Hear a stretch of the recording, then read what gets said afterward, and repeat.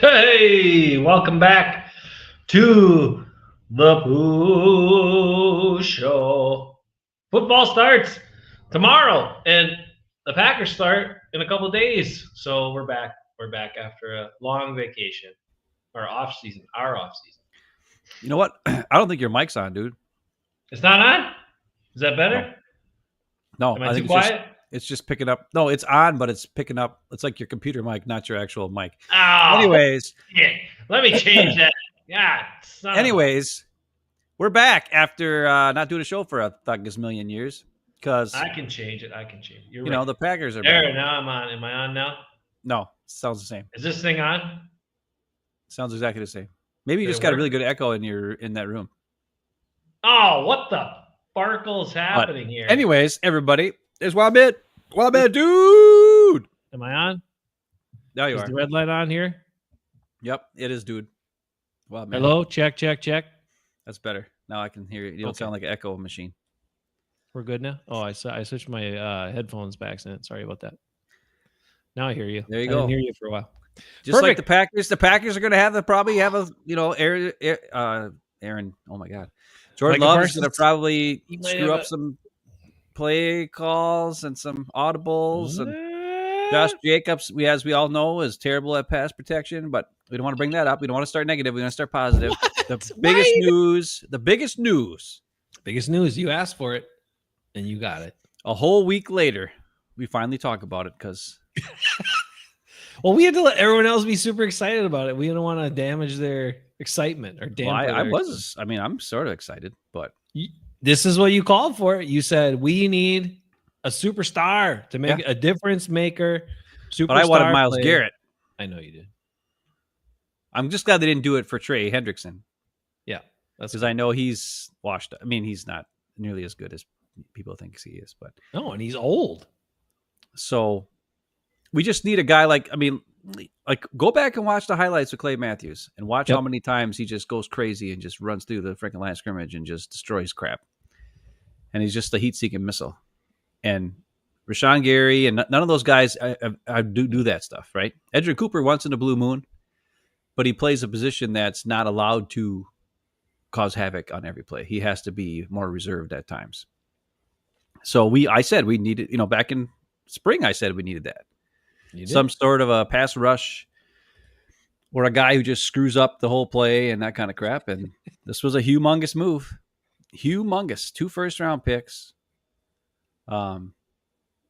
Kenny Clark. Oh, no. I mean, let's just talk about that.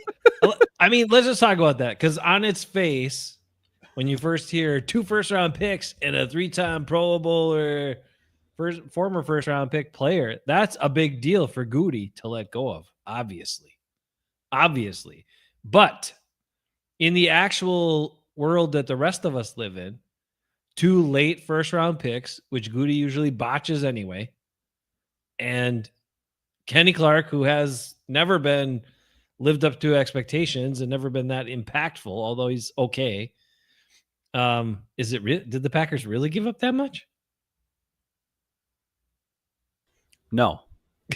I mean, as much as we give Goody crap for drafting like the first round terribly. Yeah. And some second rounds, second round terribly, usually too, except for Edgerrin Cooper has his only good second round pick. Because really, usually third round. Well, Tucker Kraft, who was good. I know, but all the other ones. But you're right. Yeah, the other third rounds are a bit. Yeah. But anyways, usually you have to get to the fourth round to get a good pick. Yeah, like Evan Williams and guys like that, Romeo Dobbs, guys like that. Anyway, Zach Tom. Anyways, back to what we're saying. At least we could say this about Goody. When he makes a trade, so far, every single time he has fleeced the opponent in the trade. Are you including the Rasul Douglas trade? No, that was the only dumb one. But that was at the trade deadline. Okay. And they were giving up on the season. And he'd given up on the season. Yeah. And he didn't like Rasul, and it was dumb because he still had a whole another year under contract. It was the whole mess. Which is very clear because he did not. Rasul ended up he was waiting, and then he finally ended up signing with Miami for 1 year for $3 million. Oh, after did he? Miami wanted him because they really needed quarterback help. They wanted him bad. They offered him contract. He's like, I'm not going to Miami. I don't want to go to Miami. He said all that. So said no, like multiple times to the Dolphins. And he was kind of waiting to see, would the Vikings offer him a contract, with the Packers, with like one of these other teams, whatever, Atlanta. And then ultimately he signed I don't know, about a week ago with the Dolphins for 1 year. Yeah. Well, I know Jordan Poyer got cut because he's back with the Bills on their practice squad, which is crazy. Ooh, but he went back to the Bills just to be on the practice squad for this year because last year he signed by Miami when the Bills didn't sign him back. So, I mean, don't get me wrong. I wouldn't want to go to Miami either because the weather's terrible. And Rasul is a northeastern guy anyway. You don't want to play in that heat and all that garbage. Well, he's great in the snow because it's slowed down. I'm talking about the big name trades. Okay, the Devontae Adams trade. I just wanted to make sure. Who won that trade? We did. Right. Aaron Rodgers, obviously, much better for the Packers. Though, I mean, we didn't. The year before. Woo. Right? The year before. What? He was a year too late on that one, remember? Yeah, he should have done the year before. Yes, but he was dumb. But at least the Jets got nothing out of the deal. We got that's true. Something. I don't know, whatever we got. Adrian Cooper, I think. Or was it Bullard? One of those two second rounders. Oh, you got Luke Musgrave. Or not Luke Musgrave. They had it was LVN. Well, they got LVN because of a swap of 2 spots. Yeah. But guess what? LVN would have been there at 15 what? as well as 13 because he's useless. But that's besides the point. But either way, both of those trades, Goody won. Not because of his picks, but because of the position and the whatever. And in this trade, obviously, 2 hopefully late round picks and a slow who apparently was hurt, had a hurt foot all year last year. Yet that doesn't explain all the other years when he was slow and sucked. But that's fine. That guy and saving $3 million on the cap this year, $21 million on the cap next year, and $20 on the cap the year after by trading him. That's humongous. That helps pay for the Micah Parsons contract, which is a humongous contract. That's the big deal. That's different. Right.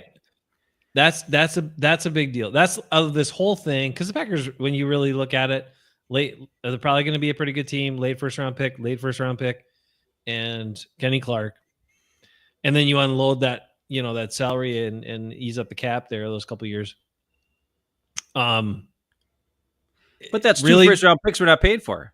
Right. But really the big deal there is the big contract to Parsons, like ponying up to a guy you didn't draft for again big money. Yeah. Josh Jacobs, McKinney, Hobbs, what's his face on the all line? I can't remember what his name was. Banks. And now this guy. And everyone agrees that Josh Jacobs and McKinney were the 2 best players on the Packers roster from last season. So what does that tell you? They weren't drafted by Goody. This year he spends free agent money on Hobbs to fill a spot on corner and O-line for no reason to take Jenkins' spot and slide him over to center when he already have Jenkins there. Why? I don't know. Could have just drafted somebody at center or I don't know, whatever. And then now Micah Parsons trade. So that's 5 guys on this team making a whole lot of money that aren't Goody drafted guys. And how many guys on the team right now are actually Goody drafted guys who got paid? Jordan Love, Elton Jenkins, Gary, and Zach Tom. I think those are the only 4 guys on the team right now who got drafted by Goody and got the second contract. And as we talked about before, I'm almost positive on it. Most likely Zach Tom was not Goody drafted because he's a later pick. Right. Zach Tom was way later pick, so he was not Goody drafted. Right. I agree. So you're talking, he's got 5 guys who he either signed off the street or traded for making big money, and only 3 guys that he actually drafted. Or 4, I guess. 4, because, whatever. You know what I'm saying? Because Zach Tom got paid. But still, what does that tell you? Because I always thought we were a draft and develop team. We're supposed to pay our own when they are performing and they're good. Why are we spending money on outside guys when we're supposed to be drafted and developed? If we draft so good. Oh, because Jair Alexander, Savage, frickin' Myers, frickin' Stokes, all those terrible first, second round picks. Why are that we are going now down this path? I thought we were gone. supposed to be excited about the season here. No, What's I'm just going on? trying to say, like, when people give Goody credit for things, like, there's the only thing I can give Yeah. him credit Oh, yeah. for is that when he makes a trade, he usually screws over the other team. Yeah. So I don't know why people keep trading with him, because so far every single time everyone has agreed, well, that's a better trade for Green Bay. That's a better trade for Green Bay. That's a better trade for Green Bay. After the fact, Right.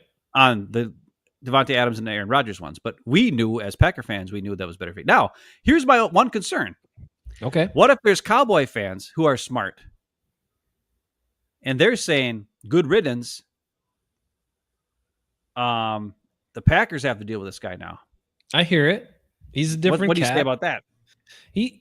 So certainly there are some things that maybe, were a little bit of a distraction, whatever. Some people didn't like the podcast he did, some of the stuff he said openly on there. I get it.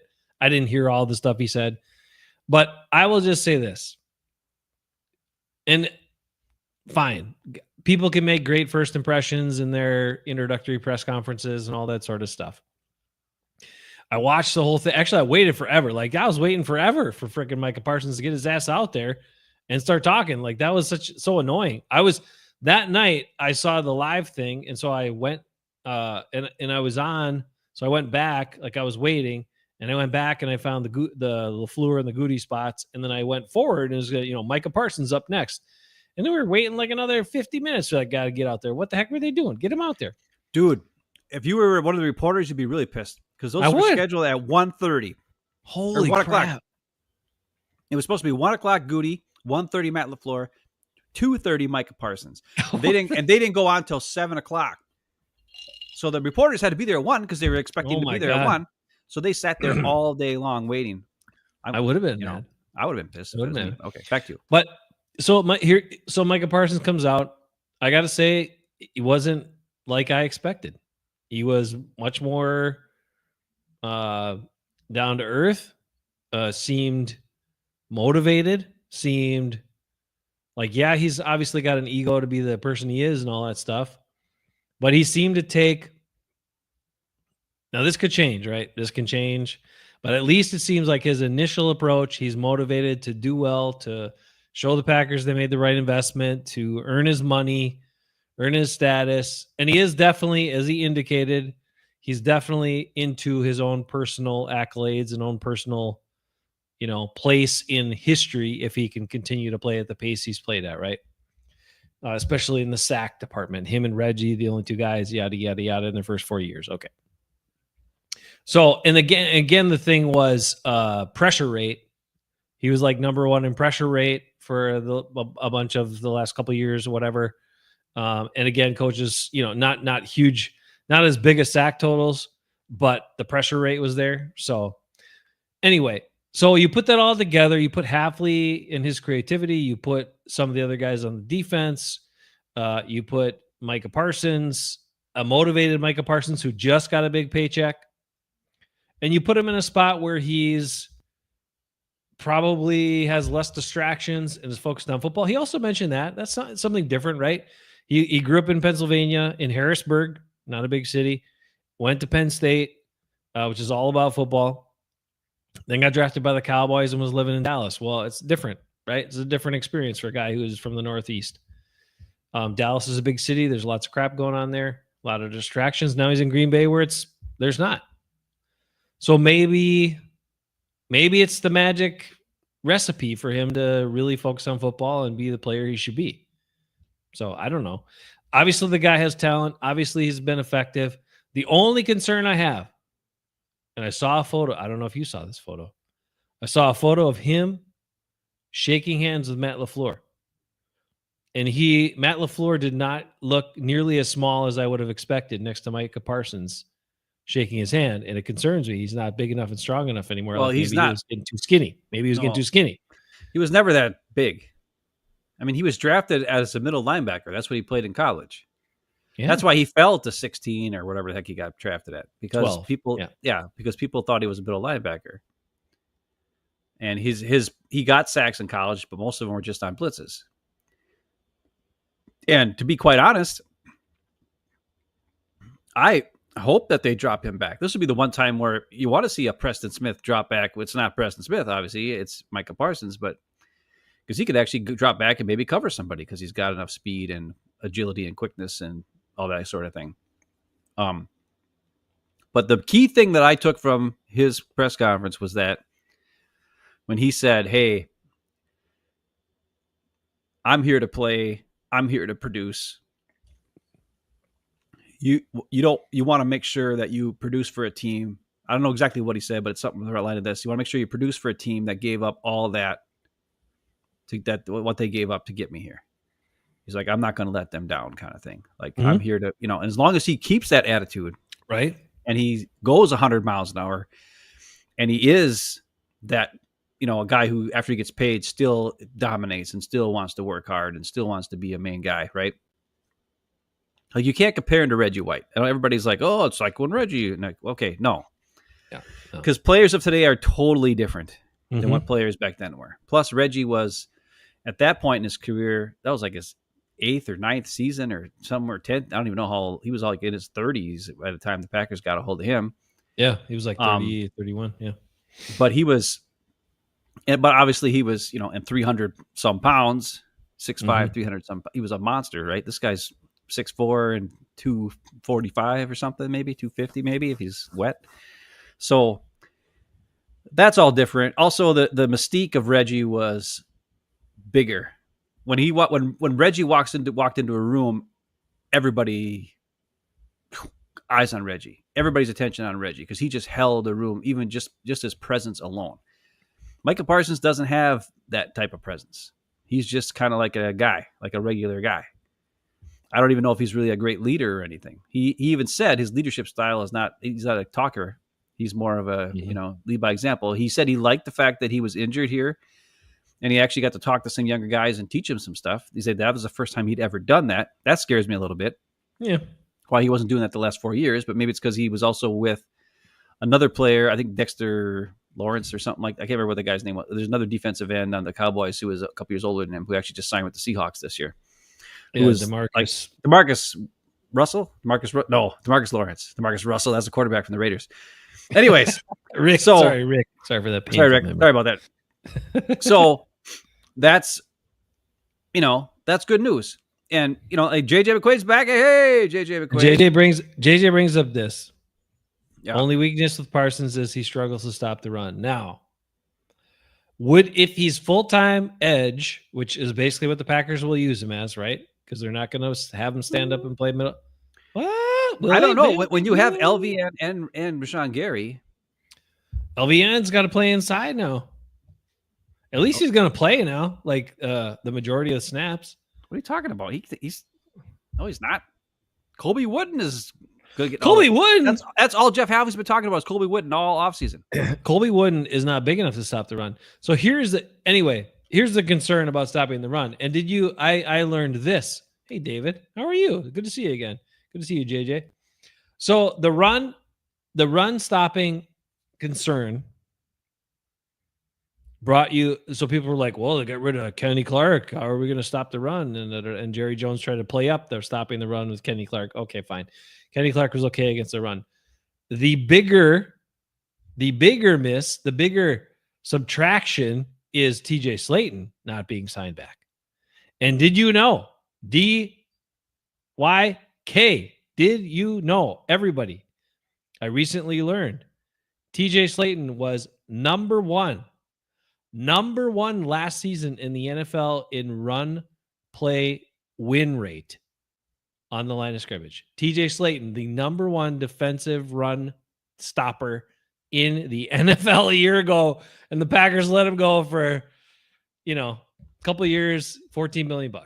But he got a personal foul in the playoff game, and Matt LaFleur yelled at him on the sideline against the Eagles. I don't care. And after that, Matt LaFleur was like, I don't want him anymore. Dumb.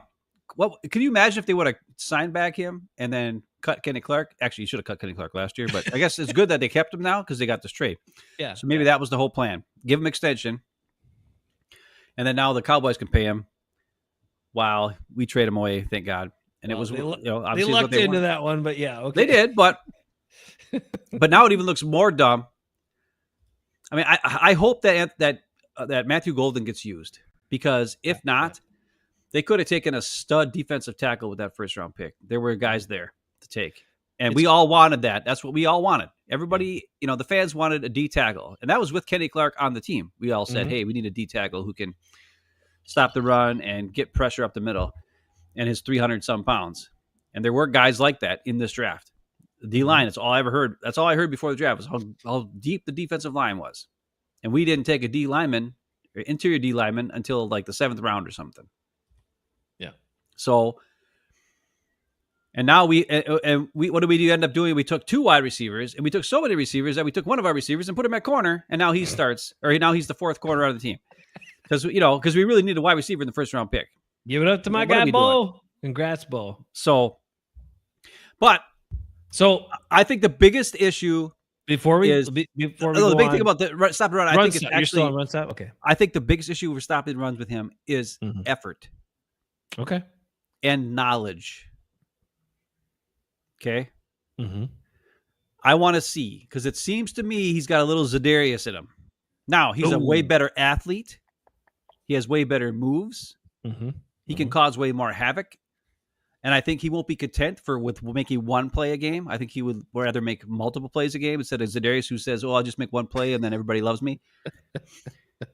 Yeah. But he is a little bit of a hunter for the quarterback, which could be a detriment, right? We need him to be, the key to a championship team is everybody understanding your role, number one, but also working together as a team. So hopefully he is able to work with his teammates against the run and not, go quarterback hunting. So on every single play. Let me give the silver lining here. The majority of NFL teams and NFL coaches will bail the Packers out in the fact that they don't have good run stopping players anymore, because they just won't stick with the run. Right? They'll have to go with the pass. Even Kevin O'Connell, even Matt, look at the guys in the division. They won't continue to run the ball. They could be running the ball down the Packers' throats. And are they going to keep handing it off? Nope. They're going to start passing it, because that's what all these offensive coordinators do, except Kyle Shanahan and the Eagles. So the 49ers and the Eagles are the 2 teams that would be like, you know what? These guys can't stop the run. We'll run it 90% of the time. We don't care. So as long as the Packers can avoid the Eagles or the 49ers, they should be able to be fine, because they won't have to worry about stopping the run too much, because no team sticks with the run. Even though they're running off 5-6 yards a clip. Doesn't matter. They can't help themselves, which is insane to me, but it's the way these offensive coordinators roll. So that will help.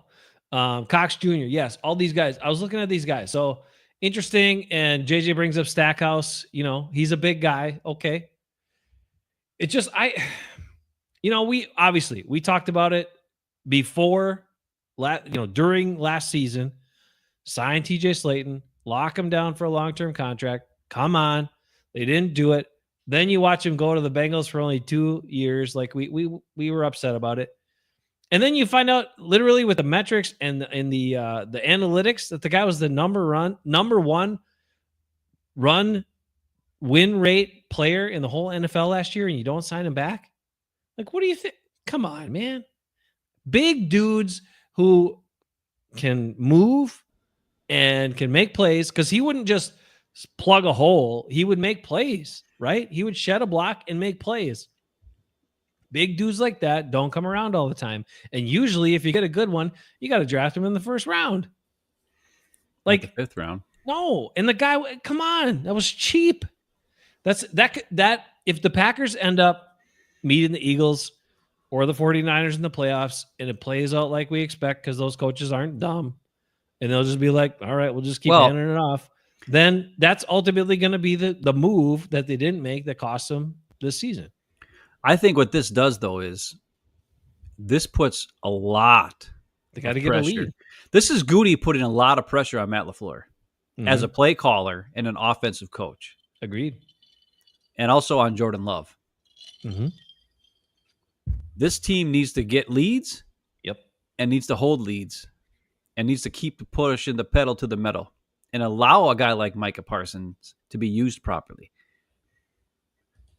And the problem is Matt LaFleur likes to run the ball. And Josh Jacobs likes to run for like 3.5 yards per carry, which isn't all that great. Unlike Aaron Jones, who averages 4.9 yards a carry, and he's only one of 3 players. If he gets 426 more all-purpose yards this year, Aaron Jones will be one of 3 players in NFL history to have 10,000 all-purpose yards with a running average of 4.9 yards per carry. And the other 2 players are Jim Brown and Barry Sanders. Yeah, but we let Aaron Jones go. We cut him. We didn't just let him go. We cut him to sign Josh Jacobs, who's slower than my grandma. And then the only time he has his biggest run is a 21-yard run where he had to break 7 tackles to get 21 yards. But he's a good dude. He is a great guy. I'm not saying that. So is Rashawn Gary. That doesn't mean he's good. But anyways, like I said, keep going. This puts a lot of pressure on Jordan Love and Matt LaFleur. Goody just was like, hey, here you go. I'm giving you the big time. I just traded for the big time. You have a quarterback from the first round, but making $55 million a year. I don't know if he's that great, but you have it. We just locked up the right tackle who's a stud. I signed an offensive lineman. We have all good offensive linemen on the line as long as Jenkins is going to be healthy and play. I got so many receivers, we had to move one to corner. We got one of the best all-around tight ends that we stuck in the 3rd round after the guy I took in the 2nd who can only run straight fast. I gave you all the offensive weapons, all the control, all the offensive line help. And it's now up to Jordan Love to prove he's a $55 million a year quarterback. Because if he doesn't, then the run issues will become a problem. No TJ Slayton, and now Micah Parsons, who's way smaller on the edge as opposed to LVN, who they're going to move inside a lot of plays. And that's going to be what is the biggest problem. And I can't wait. I honestly can't wait to see what Jeff Hafley does, though. Is he going to use Colby Wooden? Is he going to use... I mean, we all know my guy, Devontae Wyatt, can't go more than like 2 plays. So it's suck and win. They got to come out of the game. What are they going to do? And he's not a great run defender either. No, I mean, last year he played 300 some snaps. That was it the whole year. Mm-hmm. This year he's going to have to play like 800, especially with no Kenny Clark, no TJ Slayton. Yeah, and Carl Brooks is good, but Carl Brooks is a defensive end who they convert to tackle. Wooden's a defensive end who converts to tackle. Mm-hmm. Mm-hmm. They're small. I mean, everybody's saying Stackhouse is big, but he doesn't know how to. He doesn't play big. He's got 300 some pound girth on him, 330, but he doesn't play like he's 330. He plays like he's pretty tall too. I think he's pretty tall. Like maybe guys get underneath him because he's not as wide. That was the thing about TJ Slayton is he was only like 6. He was like 6'3" or something like that. Yeah, you know, as opposed to like 6'5" or 6'6" in that height, at that weight, it's different. And I think so. The other thing, Ben, to put this in perspective, right? The Packers, and this is what we should talk about too, the expectations of the defense. Now, with this trade, with everything that's on there, the Packers are legitimately, most of the time, going to have 3 players, 3 pass rushers, and defensive linemen that are top 15 picks. All on the field at the same time. Now, if you go back and remember when the 49ers defense was dominant and they had like 4 first-round picks on the defensive line, and they would just shut teams down and destroy them, that's what's expected of this team. That's what you should expect as a Packer fan based on the draft investment on this defensive line. So even though the secondary might not be as strong, and even though, you know, you're not as deep there and yada, yada, yada, doesn't matter. If teams are trying to pass against them, these guys should be winning. These guys should be getting to the quarterback left and right. That's what you should expect. I think the key to the run defense is going to be penetration. I think as Packer fans, what we're going to see this year, because we have so much speed now, I mean, you're talking Edgerrin Cooper and Quay Walker, freaking Micah Parsons. LVN's pretty damn fast. You're talking Devontae Wyatt's really fast for a D tackle. So, like, out of our front 7 guys, like, most of them are, like, freaky fast dudes. If they can win early and get in the backfield and disrupt the play, I think you're going to see a lot of 2nd and 12s and 2nd and 13s this year. But you also might see a lot of 2nd and 2s because if they get to the backfield and miss the tackle or aren't in the right spot, or they create the hole because they beat the guy and the guy kind of was like, oh, that's funny. I wanted you to go that way anyway. Sure, go ahead. And then they school back there and they don't make the play. And then there's that big gaping hole for the running back to squeeze through. And then it's the second level that's going to have to make the play. It's going to be hit or miss, I think, a lot in the running game this year. So there might be I think there'll be way more 3-and-outs this season for the Packers.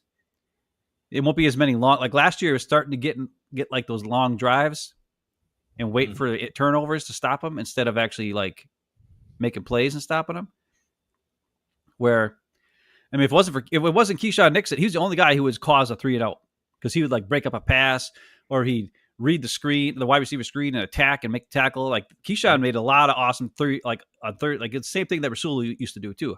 Yeah, those guys are aggressive corners, right? Really awesome. And hopefully Hobbs is like that if he's healthy. He hasn't been healthy. Hopefully he'll be ready to go by Sunday.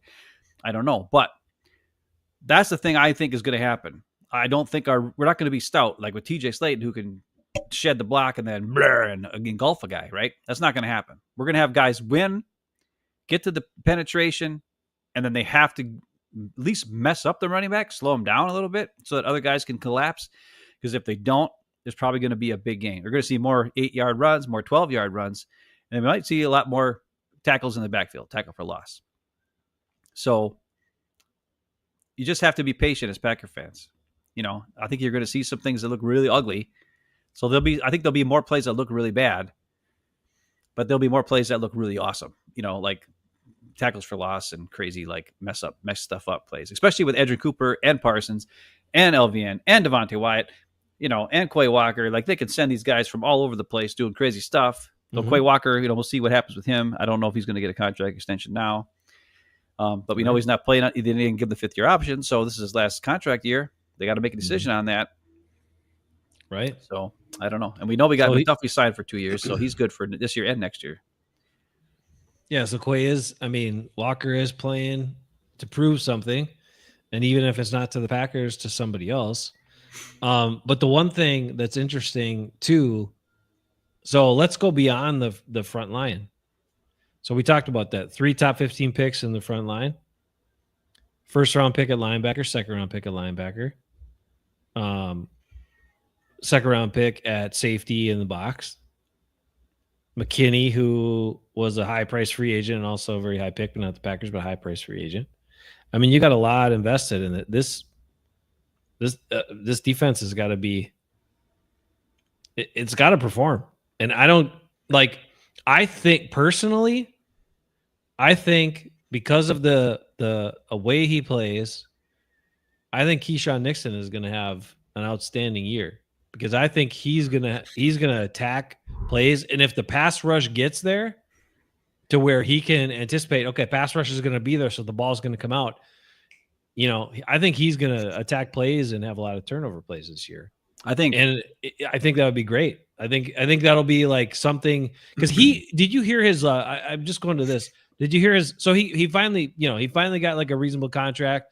He finally got paid a little bit. He's finally, established himself from an undrafted guy to be the number 1 cornerback on this team. More valuable than Jair Alexander. They let Jair go to keep him. Okay. But in his interviews, he does not sound like a guy that's complacent. He sounds like a guy that continually wants to prove himself. Yeah. So, I mean, I'm excited. You know what I'm excited for? I'm excited for ball hawk guys. Because I think the pressure is going to lead to dumb quarterback moves. So right. I'm thinking of guys like Valentine and Bo Melton and I got Bo and Xavier McKinney and, Evan Williams. These guys are going to get some picks, man. As long as they keep their eyes up. I think we're going to see a lot more zone, which is crazy because everybody's like, Halfley's coming. He's going to play man. It's like, no. All these guys. Remember how he talked about it? Attack. Yeah, he talked about it in his press conference like 3-4 weeks ago, where we kind of thought about doing a show because he said some really important things there. But one of some of the stuff he said repeatedly was about how he wanted players that were physical. He wanted to play physical style. He wanted players that attacked plays. He wanted players that tackled. But he's also emphasized this whole season about punching the ball out, right? And rallying to the ball and punching the ball out if you're the second guy there. So you put all that stuff together, and yeah, there's great opportunity. I mean, that's why it works, right? If you can get the pass rush and you're in the zone and the guys know the pass rush is going to get there, those corners don't have to play back. They can break on short routes and they can be aggressive. Gotcha. They can be aggressive and go after the ball. And so that's how, to me, this could be a great season for the Packers, is if this defense turns into the defense that hopefully it will be with all these pieces, where it's pass rush winning, aggressive cornerback play, and safety play, and they get a lot of turnovers. If the defense can do that, despite what the offense does, I think they can win, and I think they have a shot, a realistic shot of like making it to the Super Bowl. Oh, dude, it's Super Bowl or bust. Well, I know that's the expectation, but I'm saying realistically, I think it's going to be up to the defense, though. I don't see it as like Jordan Love's going to ball out, is going to be amazing. Josh Jacobs in the offense, and yeah. Well, they're going to be fine, but I just think in order for the Packers to get where they want to go, this defense has to finally live up to the expectation of the resources that are put into it. Is my phone here? I had some stats or some that I want if we ever did a show again, which we haven't done in a million years, that I had set up here in my camera, but now it's it's more. So okay. So heads up. This is before the Micah Parsons trade. Okay. So Packers salary cap for their total offense salary cap, it's 118.3 million cap on the 118.3 million on the cap this year for total offense, which is 28th in the league. 42.4% of the cap is to offensive players. That's after the Zach Tom re-signing, right? Which I don't think changed much this year. I think it's all added for the years after. But so there's only 4 teams that pay less money to their offense than the Packers. Defense, however, this is before the Edgerrin Cooper trade. I'm sorry, Micah Parsons trade. Packers have 151.8 million cap hit. And it's probably roughly the same or similar because Kenny Clark's gone, but then there's the money, the extra $10 million or whatever that Micah Parsons probably makes on his contract, right? I don't know how much he makes, but whatever. Because I know it's $47 million a year, blah blah blah blah blah, but it was actually $47 million for the extra 4 years they added onto it, not this year. So when you add it all together, it's like 42 something or whatever. Mm-hmm. Either way, that's 54.4%, which is third highest in the NFL. So before the Micah Parsons trade, the Packers were already third highest paid defense in the NFL, as opposed to 28th highest or 28th paid defense on offense. So yeah, all the money is on the defense. That's where all the money is gone. So if the defense doesn't perform, it just shows how bad Joe Barry was, is really what it does. And it just Jeff Hafley's got, he's got the cooks in the kit. Well, I don't know if it's good or not. I mean, Goody's the one who pays all these guys. And a lot of this is partly from Kenny Clark and that sort of thing. But I mean, like when you look at their numbers, he also got Jair's cap hit in there from not being on the team anymore, but we still have his money. So like they're second in cornerback cap hit. So that's Hobbs, Nixon, and the residuals of Jair's contract. That's second highest paid cornerbacks. Yet everybody says quarterback is the weakest link on the team. So think about that. They're the 6th highest paid in safeties, and almost all of that is going to Edgerrin Cooper because the other guys are all rookies or scrubs.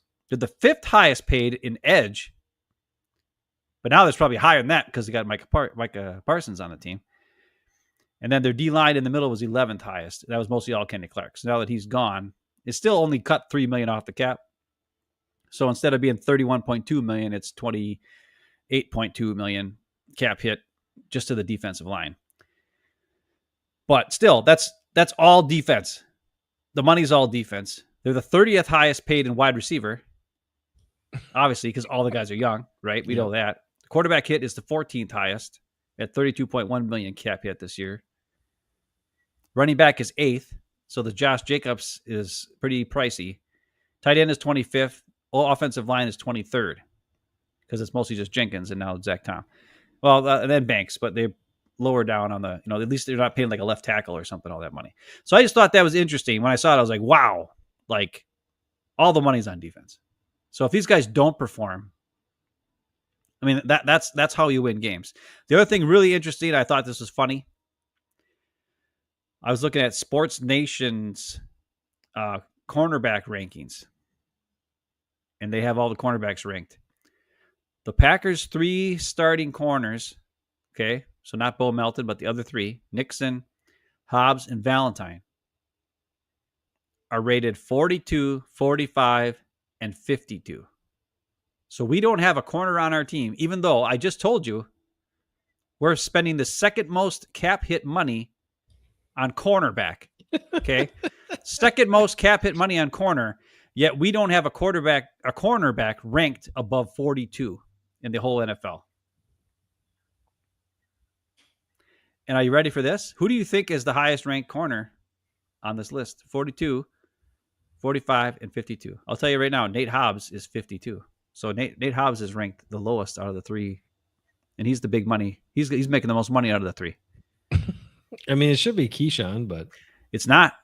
Wow. Carrington Valentine is ranked higher than Keyshawn Nixon. Carrington Valentine is ranked 42, according to Sports Nation, at cornerback, and Keyshawn's ranked 45.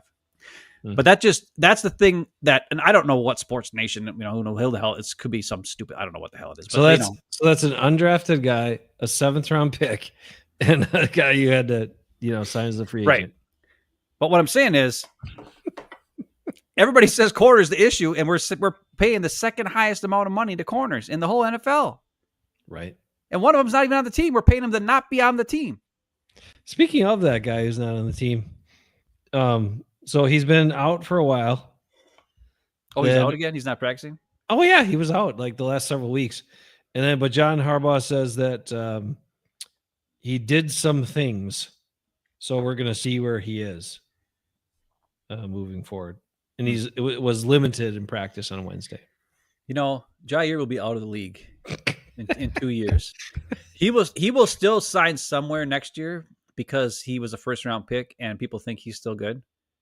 But in 2 years, he will be gone. And that's the guy that Goody paid all the money to instead of Rasul Douglas. And the guy didn't play ever. Like, what are we doing? It's fine. I don't want to get into that though. We're talking. We're being positive. It's the start of the season. I'm surprised you didn't ask Mo or Eric to come on here to talk about the Vikes and the Raiders and get the whole preview of the season going on. I didn't have time for that. Plus, I didn't even know if I was going to be motivated to do a show until about an hour before we started. So, well, we were doing it because I told you we got to do one. I know you said, and Dad's gave me this heartfelt speech about how we got to do it, and he's like, "You guys know stuff, you got to say it." And then he said something like, I don't know anything yet. Well, we'll see on Sunday. Then we'll find out some stuff. I'm excited. I mean, obviously, I'm just saying, before we move on, I'm just saying I would love, and he'd be a great fit. I would love Rasul Douglas on this defense, on this Jeff Hafley defense. But we're not going to see that, unfortunately, so here we are. But I love Keyshawn, and I love the way Keyshawn's playing. And, I mean, he's been durable. I hope he has a great season. I'm really excited for his season. I'm really excited for this to see what they do with Cooper in year 2. I'm really excited to see how Micah Parsons fits in, and I'm really hopeful that Lucas Van Ness can be effective inside as a pass rusher, because he's going to get matchups against guards and stuff like that. So hopefully he can beat those guys and be disruptive, because otherwise, like, what are we doing? I mean, we've heard all this buzz about him. Everybody's saying how good he looks. He's looking great in the one-on-one pass rush drills and this and that. And the joint practices, LVN really stood out today and everybody's getting jacked up. This was before the Parsons trade and everybody's talking about that. But I mean, what are we doing? Why was this guy not playing in the last 2 years? Like if he's so good or so talented, then get his ass on the field and let's get him going. Why do we got to wait till year 3 to see him out there? So he better have a big year 3 is what I'm saying. Or he's not going to get the 5th year option, and he's not going to get any contract because you got all this tied up in Parsons and Gary. So this season is make or break for him too. So if he doesn't show out this season, he's done as a Packer soon. And then we can call Rasputin and tell him, what the hell were you telling us when we said we got this amazing guy, we got the best player in the draft and all this stuff? Rasputin. And we could have had the other guy, Hawkeye from last year, Cooper DeJean, who we should have taken. Then we definitely wouldn't have any worries at corner. Well, JJ's asking about Detroit. We should get into this game coming up here. So, all right. Here it is. Big matchup with the Lions. This is it. He says JJ McQuaid is saying, hey, the O-line of the Detroit's all banged up. Plus, their center retired. Yep. Their offensive coordinator is the head coach of the Bears. Their defensive coordinator is the head coach of the Jets. They got a lot of turnover, a lot of change. Now, they still have all their crazy weapons, though. They still got Sam Laporta. They still got Gibbs. They still got Jamison Williams. They still got Amon-Ra St. Brown. But they still got Jared Goff. That's right. And pressure up the middle. He hates pressure, so this is perfect.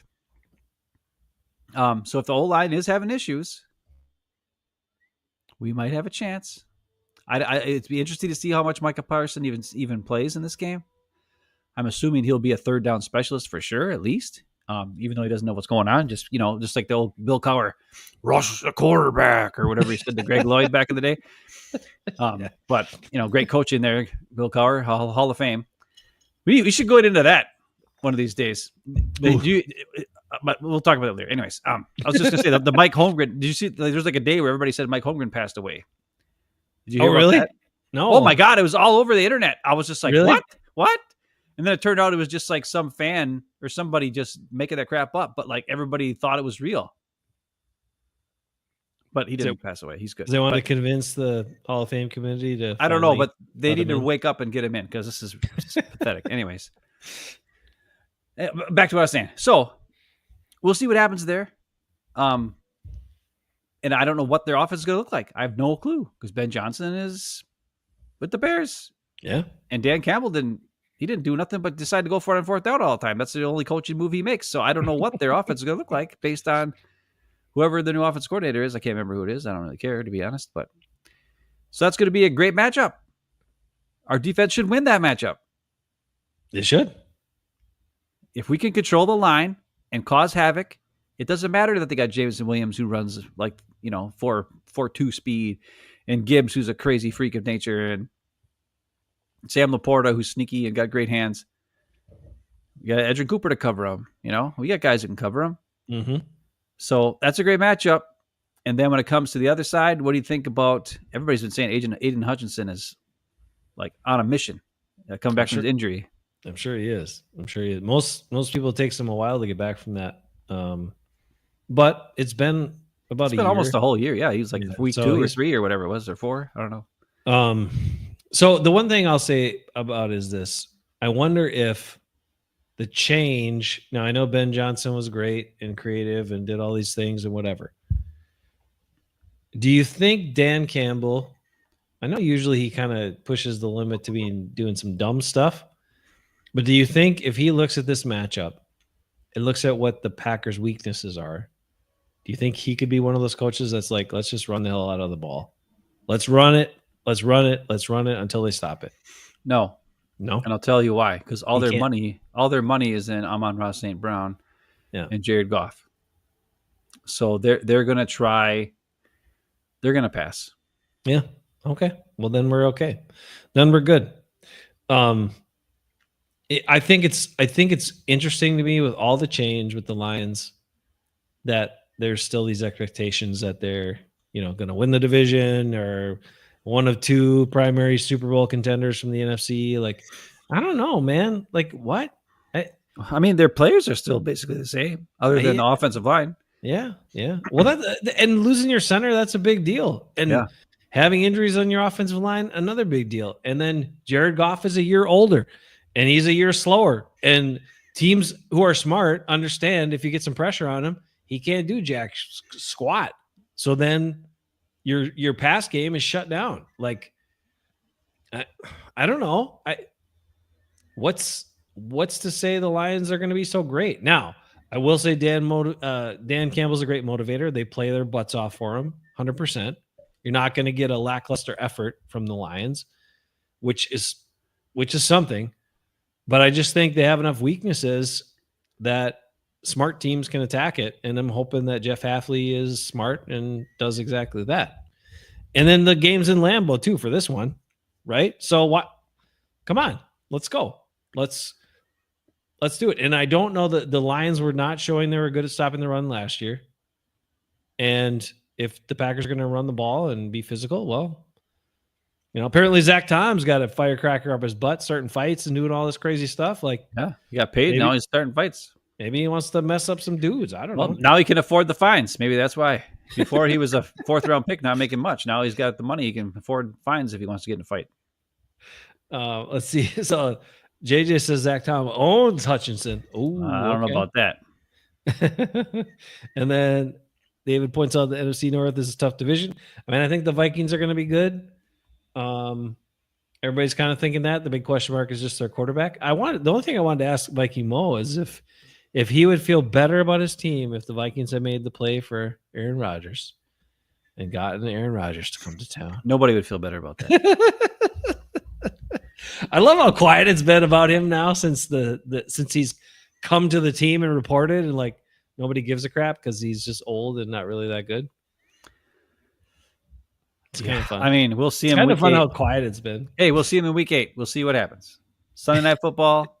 We'll see the Cowboys on Sunday Night Football. There's a lot of Cowboys. Yeah, there's a lot of big fun games coming.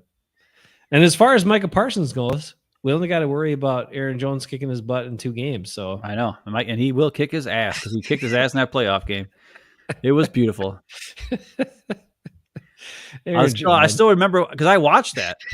Because me, I always watch Aaron Jones, and there's that one play where Aaron Jones just cracks the shit out of his ribs, and after the play, Micah Parsons like, oh, he's holding his ribs, and he's like, oh, why'd you do it? And he's like looking at Aaron Jones like, why? Look out for Aaron Jones, man. He's little, but he'll crack your ribs if you start talking smack. You're trying to get to his quarterback. But personally, as far as the Lions go, talking about their defense, I don't know if Aaron Glenn was a great defensive coordinator. They weren't really like ever that effective on defense. They lost a lot of guys, so yeah. And so, I mean, I know that they didn't have the best defensive line outside of Hutchinson, and so they didn't have a lot of pressure from other guys, and that's a big issue. But they also, they have weaknesses at corner. I mean, Joseph is a good safety, and I love Branch, what he brings and all that stuff. But I don't know. I kind of wonder. I think Aaron Glenn might have been a little too aggressive with the pieces he had. Like he didn't have probably the talent or the right players to pull off what he wanted to pull off. And I think that's why they gave up a lot of points at times. And so I don't know what that looks like.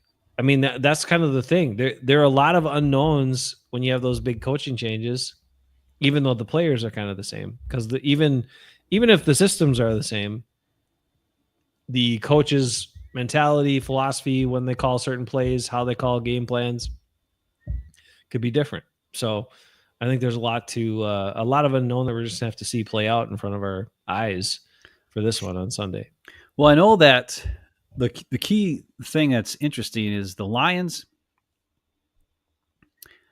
had they weren't without Hutchinson. It's like no pressure on the quarterback, right? Yeah.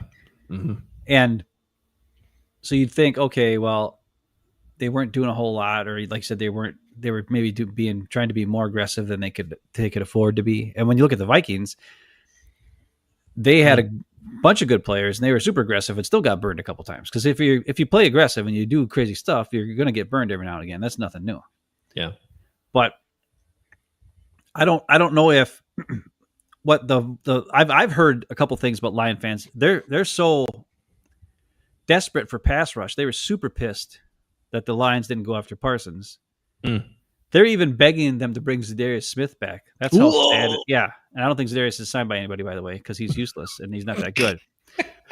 But Zadarius now has gone to how many different teams, and nobody after like 1 year or 2 years, people are like, nope, bye, nope, bye. Packers didn't want him. Vikings didn't want him. Browns didn't want him. Lions don't want him. Well, Ravens never didn't want him. And Ravens didn't want him twice. Right. But anyways, so it's just hilarious that the Detroit fans are so desperate for a pass rush that they're even willing to begging for the Lions to bring Zadarius back. And I'm like, you guys are dumb. Zadarius is terrible. He'll make one play a game and then suck on every other play. And then and the dumb fans will think he's good because he made one play. And they didn't see the fact that he wasn't doing jack squat the rest of the game. Well, he was a detriment for a lot of the other rest. Yeah, he lets you know when he makes that one play. So then you know that's what they see and that's what they remember. And yeah, I mean that's how it goes. But he also like one of the least aware defensive players I've ever seen in my life. No clue. No clue. I mean, when you play defense, literally every position, okay, every position has reads. So you have like certain things to cue off of to help you identify what is coming, right? Whether it's a running play, or if it's a trap play, if it's a play away, if it's whatever. So you have a responsibility, like a gap responsibility for the run. You also have keys to read. Like there are certain players that they will say, okay, linebackers, you look at this guy, this is your keys, blah, blah, blah. If you're in a defensive end spot, it's not too complicated, really, okay? And when you have no idea what the hell's going on, you run past the ball carrier and stuff like that, how do you get to the NFL and you have no discipline or no idea what your keys are? Like it blows my mind. Blows my mind. Because that stuff's basic. That stuff's taught to you in like middle school and Pee-wee and all that stuff. It's just crazy.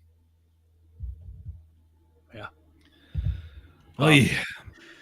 I'm just saying that's how desperate the Lions fans are. So if we just block Aiden Hutchinson, I think we're good. Well, I'm sure good there. Yeah, I'm sure. Hopefully they use Musgrave to chip him because he's not going to do much anyway. So, hey, did you happen to know? No. Another. Did you know? Tucker Kraft was the number one in tight ends yards after the catch. Yeah, I know season that. to go. I know that. All right. And also, I think was he like number 3 in all receivers?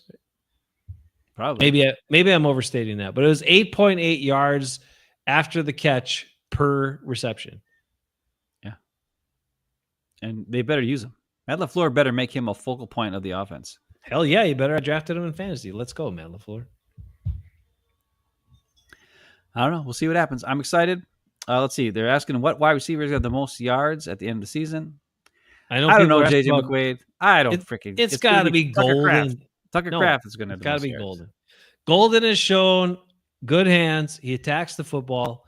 He is winning. If you've seen some of his regular drills, he's able to win. He seems like he's got a little bit to him. Small, dude. He's small, but he's pretty tough for his size. I'll give him that. I'm not saying he's going to run a bunch of goal balls, and I don't want to see him run a bunch of goal balls because Jordan Love ain't that accurate anyway. So get him running across the middle, get him running some in cutters, and let him catch the ball while he's moving. I mean, he's definitely more agile than Christian Watson and able to change direction and accelerate faster. Like if JJ asked very early on in the show comments about what do we think about Golden. This is what I think. I love the fact that they are very excited about his hands, especially on a team that had so many drops last year. I enjoy that even though he's not optimal height size, he's got a little bit more beef to him than like some of these other shorter receivers that come out, like Xavier Worthy and the Jameson Williams. Well, yeah, like compared to those guys, yes. Right, because they're like really skinny. He's not like James Williams is tall. He's just skinny. He's not like a really skinny receiver, which is good. And he attacks the football, right? He doesn't. I mean, he had some plays. Was it like one of the preseason games where Malik Willis threw it inside and he was outside, and he just ran through the corner to go get the ball. Like, what, we haven't seen that from Packers receivers in a while, right? Well, they can't locate the ball in the air half the time. Yeah. This guy can do it. This will bring us back to the Greg Jennings and Donald Driver, where they could find the ball in the air and just go make a play. Yeah, go get it. Even if it's not a good throw or not a perfect throw, because it's not going to be. So find the ball and go get it. And he shows that he can do it. So Matthew Golden is my vote for being, he's going to have a great season. He's going to be the leading receiver on this team. He won't have the most touchdowns. I think Tucker Kraft is going to have the most touchdowns. But Matthew Golden is going to be the highest receptions and highest yardage. That's my prediction. I hope Tucker Kraft has got the most reception. Well, I drafted both of them in fantasy, so I'll take all of that. I don't care. Yeah, I know your whole team is Packers. It was the dumbest draft I've ever seen in my life. It was the most fun draft. I was relaxed. I knew coming in, I just want to draft as many Packers as I could get. And even though I couldn't get Josh Jacobs because somebody took him way too early, Chris, you dumb shit. And so I had to draft somebody else. And then I botched up the Jordan Love. I should have got Jordan Love in the 4th round, but I thought I could get him later. That was the only thing I messed up with. But otherwise, I had a fun time making my team because it was draft as many good Packers as possible.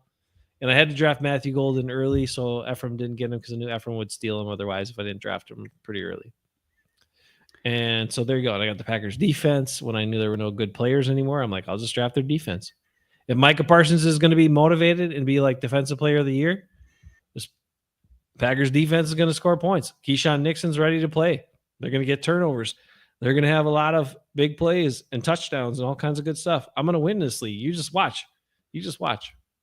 William G's here. William G, what's up? Missed the first hour of the video. Well, you can watch it later because we're almost done, I think. We wanted to make sure we went an hour, a full hour. JJ, David here. William G, good to see you. Hoping the wide receivers can stay healthier this season. Look, man, we got, I think Romeo's going to be wanting to play. It's a big year for him because even though he's probably not going to be back with the Packers, he's got to earn a contract for somebody. And then Matthew Golden's going to be good. I think he seems durable. Jaden Reed, he's got the bang up here. We'll see. He's usually pretty tough to play through stuff. So it's really just the Christian Watson thing, and we've been dealing with that since he's been drafted. So whatever, right? I mean, it's just to be expected. Well, I think most of the other dudes are going to be available. I think the writing is on the wall. Romeo Doubs and Christian Watson will not be Packers next year. Yeah, right. Maybe Christian Watson will if nobody wants him and they sign him because he's like a 1-year crap dog signing because people aren't going to give him money because he's hurt. But if he comes out and plays great after the injury here, he's going to get a pretty decent contract because he's fast and he's tall. So people will be like, he's fast and he's tall. We'll give him $10 million or $12 million or something, Yeah. That's what MVS did. MVS made money because he was tall and fast. Yep. So tall, fast guys always get paid, even if they're not really good football players. Nothing. I mean, especially in the current group of, I don't know, for a while now, a bunch of the top receivers coming out of college are not very big. They're like around 6 feet or a little bit under or slightly over. Yeah. And there's not many like monsters, 6'5", 6'4" guys that are coming out anymore. They just don't have them. Well, Tetra, whatever his name is, McMillan, who was drafted by the Carolina, he's tall. And then one of the guys from North Iowa or whatever it is, or Iowa State or whatever. There's two guys drafted from that school to Houston, and one of them is like 6'4" and but he can't catch. Well, that's what I mean. And the other guy's 6 foot and he's fast. And he can't catch. The other guy is like 6'4" and super fast, but he can't catch. Yeah, it's just there are guys, but I mean, as far as the top prospects and stuff, and the best receivers, most ready to play and have the most polished, they're like around 6 feet or shorter, and so there's the kind of all the same in terms of that. That's because of the spread offenses in college and the fact that nobody plays bump and run coverage. They all just sit back and let them do whatever they want. So And that's the only thing is I'm afraid of for Matthew Golden, to be quite honest. If he gets a aggressive corner on him who manhandles him, I don't know if he can get open as well. You know what I'm saying? I think he needs to be playing in the slot or playing off in like a bunch formation or something to get a free release. And I don't know if that's, going to benefit him when you've got Jaden Reed, who everybody wants in the slot and moving in motion and getting free releases. And I don't know. It's going to be interesting to see how they do it. How they call, what plays they call, where guys are lined up at.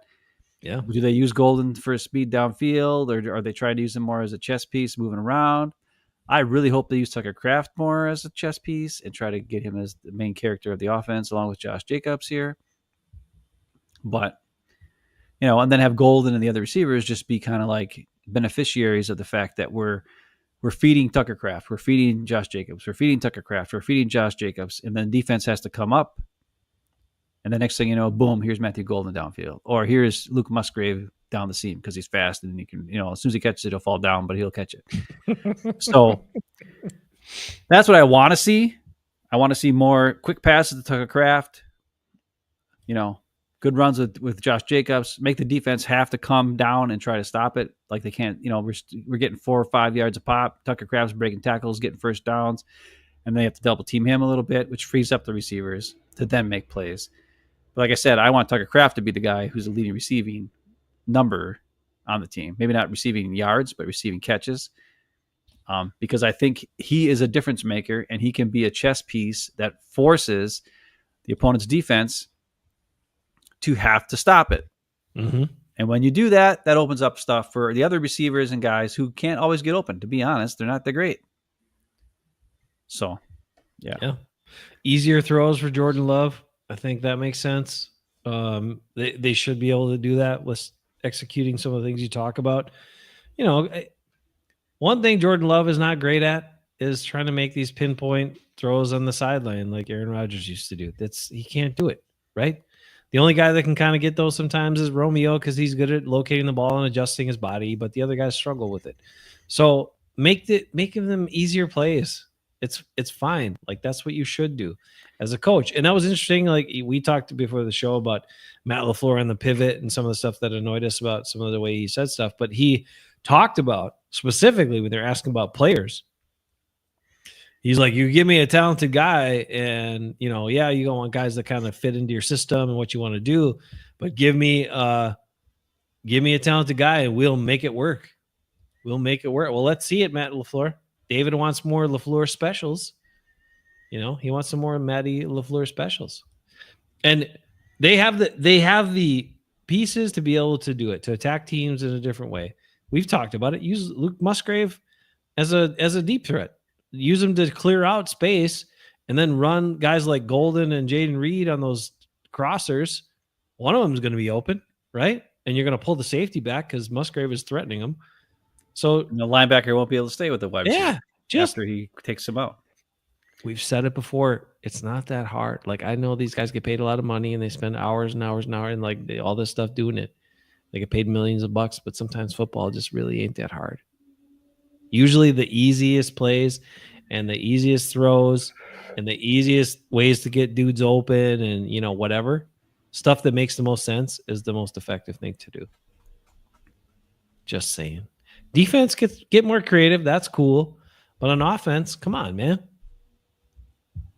Use your pieces. And Matt LaFleur said he will do it. Says coaches make it work. That's their job, to put their players in the best position to be successful. He said that too numerous times, Ben. So let's see it, Matt LaFleur. Why is he running screen passes to Christian Watson and Luke Musgrave? Those guys have zero acceleration. I mean, not acceleration, but zero like quick burst. Yeah, they can't get going. They can get fast, but they can't get going fast. Yeah, or something like that. Exactly. Yeah. For guys like Tucker Kraft and Dontavion Wicks, give him the ball on a. Don't forget about him. Does he have a bounce back year? They're excited. I don't know. He has to because he was so bad last year that and everybody was on him. Yeah, coming into last year, everybody was saying he was going to be taking over number one wide receiver, and he just dropped freaking crap ton of balls. Not as many as Jaden Reed dropped, but still crap ton of balls. 9 drops. Jaden Reed had 10 drops. But everybody keeps saying how Jaden Reed's the best receiver on the team. I'm like, why? Because his drops are 8 yards downfield as opposed to when Christian Watson drops a 40-yard bomb. Everybody remembers that, but they don't remember all the 8-yard drops that Jaden Reed had. Come on. I mean, the reason people were on Wicks too is because in his rookie season or something, he had the highest win percentage, right? Yeah, he was always open. He was better than anybody in the whole league. Number one, getting open. So, dude, get open, learn how to catch. That's a magical combination. Like, do that, because then you can be a star. One quick thing before we go, I wanted to point out, and I just noticed this in like some of the drills and some of the Packers stuff they were sharing out from practices, is I loved how Matthew Golden was able to win off the line, but not do it in the delayed putsy way that Devontae Adams used to do it. So I'm excited about that. You don't have to like wait 2 seconds for him to actually start moving and then he wins. Like he's actually kind of trying to win right away. Well, he's got speed and agility. Yeah. So. But Devontae, hey, like I said, still in the league, he's got his place. He has 6'2". He's got some decent size. His ability, his late hands were really good. The fact that he did not have, the corner had no idea the ball was coming, and then right at the last second, catch it, which is an incredible gift.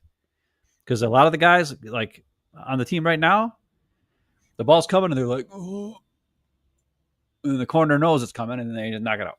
Yep. But when you don't give them that heads up, hey, the ball's coming, but you still keep track of the ball and not give it away that the ball's coming, and then go catch it. That's incredible. That's even if you're covered, which Devontae Adams was covered a lot. Yep. Still let him make the catch. Now, yards after the catch, non-existent, as we all know. But part of that was Aaron Rodgers too, because Aaron Rodgers didn't want to pass it. He'd only pass it to Devontae all the time, no matter if he was covered or not, because he was like, "Oh, he'll catch it," and he did catch a lot of them. But anyways, that's side's point. So these guys, can they learn some of that stuff? I don't know. I want to see Golden in a game. Does he have late hands? Everybody says he has great hands. That's fine. But is he like sitting there looking at it and waiting? And I don't know. It's going to be interesting to watch how he is when guys cover him, when he goes against NFL corners instead of college corners, and so forth. We'll see what he looks like. It's going to be fun. The defense is going to be super fun to watch what happens with that, especially now with Micah Parsons. It's going to be nuts. Hafley's been keeping a lot of stuff close to the vest. Hafley is going to be a head coach somewhere next year. Damn. So we better do it this year. I wish he was a head coach here, and they can have Matt LaFleur go somewhere else, but that won't happen. But Hafley will be the coach of some team. And luckily, it won't be in our division because Dan Campbell won't get fired, Ben Johnson won't get fired, and O'Connell won't get fired. So at least we won't have to deal with him. He'll be someplace else, but we'll see where it is. It'll probably be like the Colts or something. That's true. One of these really crappy teams, and then he'll go there and they'll suck, and the GM will be terrible, and then he'll be like, and he'll get canned. Well, but hey, all right. Well, you guys, what are you gonna do? Packers, Lions. Who's gonna win? We need the score today, brother. Oh my god! Well, you better do the score. I gotta let my dog in. She's tapping at the door here. She wants to come in. Okay. So you give her a score. I'll be right back. BRB. Okay. Well, I don't do scores. That's you. I'm gonna say this. I'm excited. I think Micah Parsons is going to play 25 snaps, mostly on third down and passing situations. And I think the Lions are going to have some growing pains with the new coordinators. I'm going to say Packers 28, Lions 14. Yeah. What'd you say? 28-14 Packers. 28-14 Packers. Woo! That's a pretty good score. I'd like to see that game. Usually early season offenses are not that tuned up because they never play and get their work in. Well, I think one of the Packers scores will be on defense. Okay. Or it'll be Dan Campbell going forward on fourth down on his own 20-yard line, and then the Packers oh my God, score a touchdown after that. Go for it so many times on fourth down. Matt LaFleur said, even though with the analytics, though, he's still a gut guy. Goes Floor, with his yeah. gut. Goes with his gut. So I would think. I think it's going to be a little tighter than that. I think the Lions are going to be certainly game. A lot of. I think it's going to be physical, and I think the Packers are going to try to run the ball a lot. So ride that horse, Josh Jacobs. And so then I think it's probably going to be 24-21. Packers pull it out. Whoa. With a McManus field goal to win it. McManus. That was the other one. I wanted McManus on my team, but Dad scooped him up. Dang it, Dad. Drafted him too early.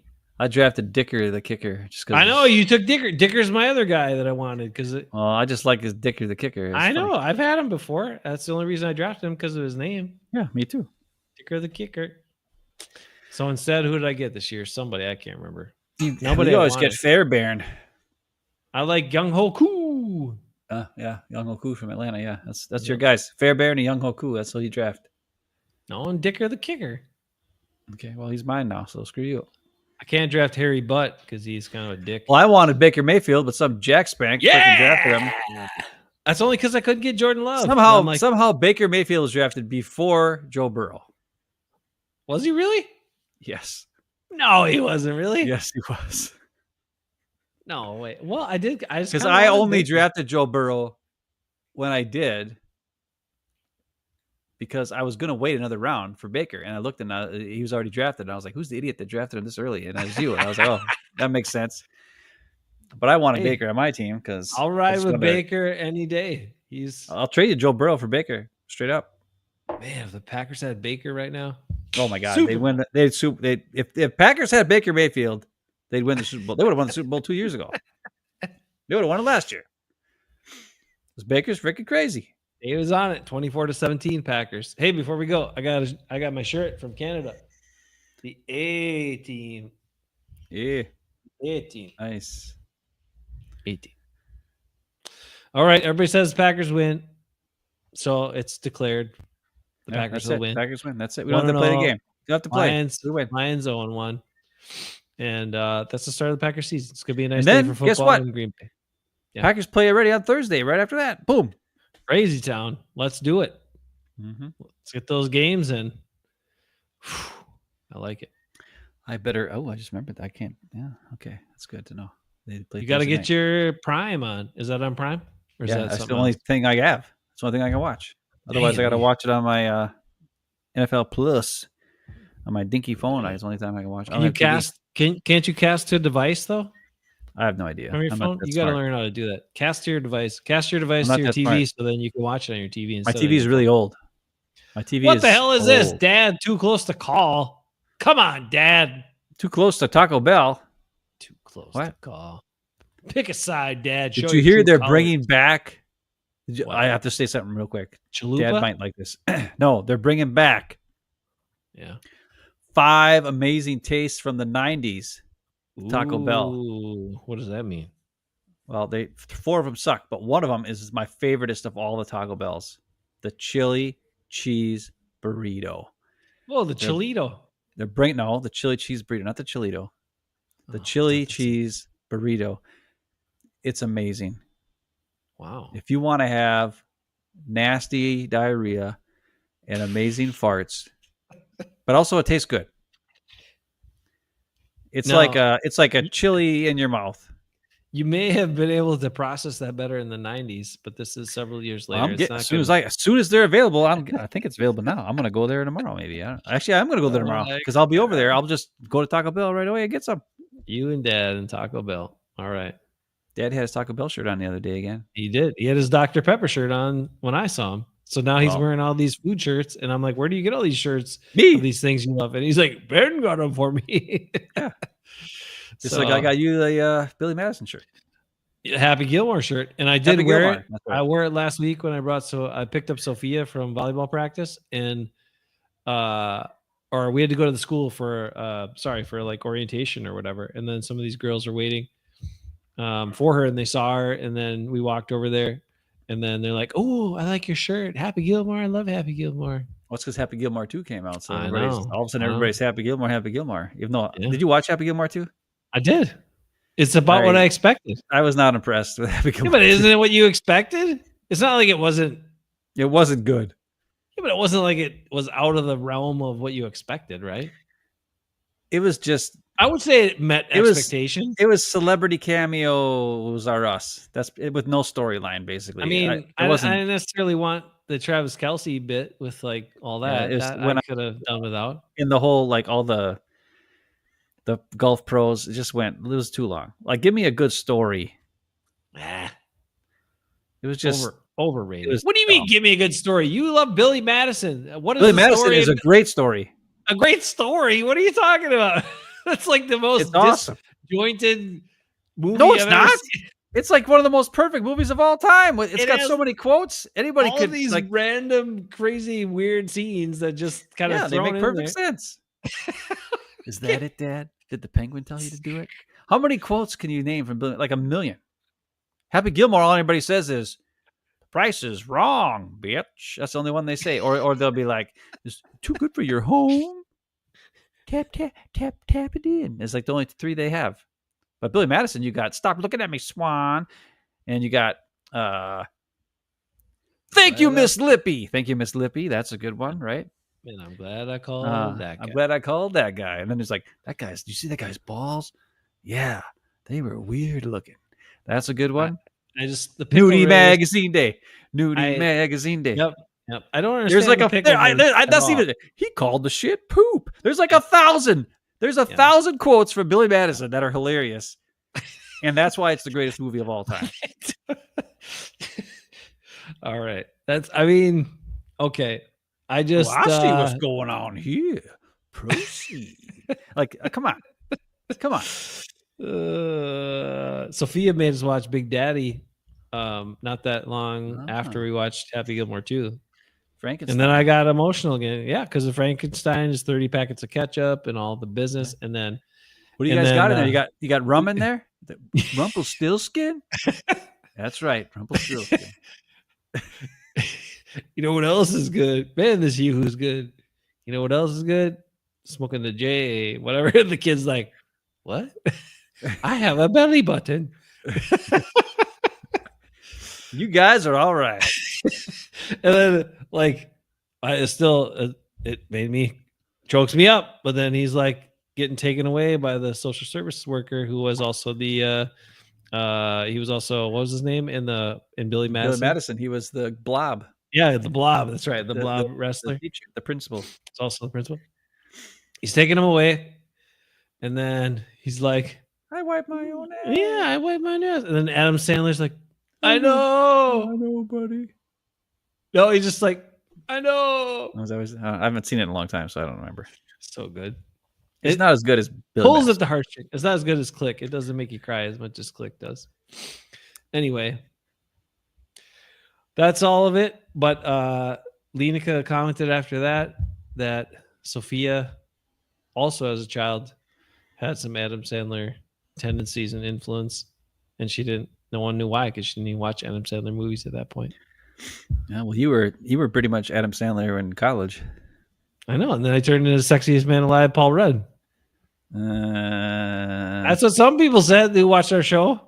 Like that one brother. You look more like Adam Sandler mixed with John Harbaugh. John Harbaugh, come on, that guy's old. You're old, too. That's it. Get out of here. Not as old as me. Not as old as me.